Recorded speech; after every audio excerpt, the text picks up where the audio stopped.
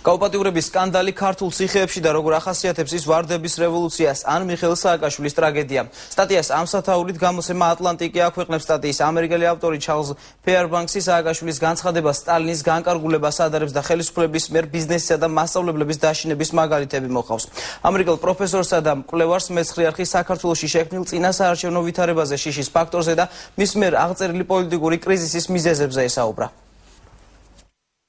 სახელმწიფო დეპარტამენტის ყოფილი თანამშრომლის ამერიკელი პროფესორის და მკვლევარის ჩარლზ ფეერბენქსის სტატია ატლანტიკში საქართველოში წინასაარჩევნო შექმნილ ვითარებას აღწერს. ავტორი პატიმრების წამების ამსახველ ვიდეოებს ქვეყანაში შექმნილი რეალობის სიმბოლოს უწოდებს და რევოლუციის შემდგომი ხელისუფლების ნაბიჯებზე საუბრობს. ცოტა ხნის წინ გავრცელებული ციხის ვიდეოები წარმოადგენს სიმბოლოს ისეთი მმართველობის, რომელიც ხალხის დაშინებითა და დამცირებით მართავს ქვეყანას. მართვის ეს სტილი საქართველოში ბევრ სხვადასხვა სფეროზე ვრცელდება. სამეცნიერო კვლევების წყალობით საკმაოდ რაოდენობის მაგალითებია ჩემთვის ცნობილი, რომლებიც აშკარად ხდის მთავრობის დამოკიდებულებას ბიზნესმენების მიმართ. იგივე ეხება სახელმწიფო მოხელეებსაც, რომლებსაც ეუბნებიან, რომ სამსახურს დაკარგავენ, თუ კი არჩევნებში მთავრობას არ მისცემენ ხმას. ეს ძალიან მარტივი მექანიზმია.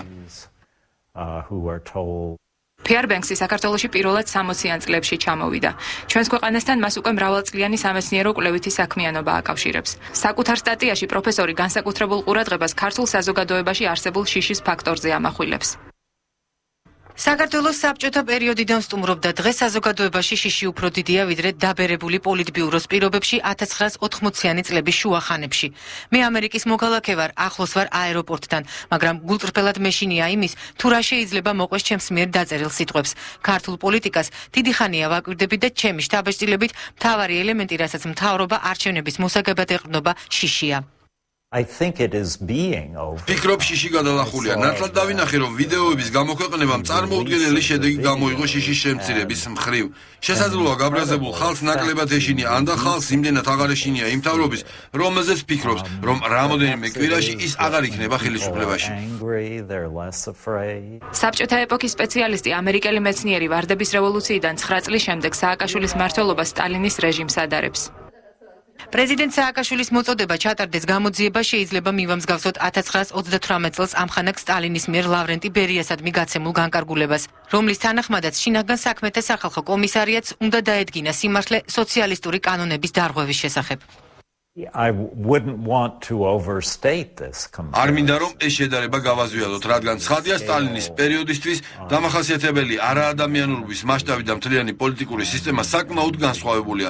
თუმცა არსებობს სამი ფაქტორი, რომელიც საერთოა ამ ორი სისტემისთვის. პირველი მსგავსება, მთავრობა ხალხს თავს ახვევს სწორი ცხოვრების წესს, იმის მიუხედავად ეს ხალხს უნდა თუ არ უნდა. მეორე მსგავსება, არსებობს რწმენა, რომ პოლიტიკური ოპონენტი არ შეიძლება პატრიოტული ოპონენტი იყოს, არამედ ის არის მტერი, რომელიც მთლიანად უნდა განადგურდეს. მესამე მსგავსება, შეინიშნება პარანოიდული აზროვნებისკენ დაბრუნების შემაშფოთებელი ტენდენცია.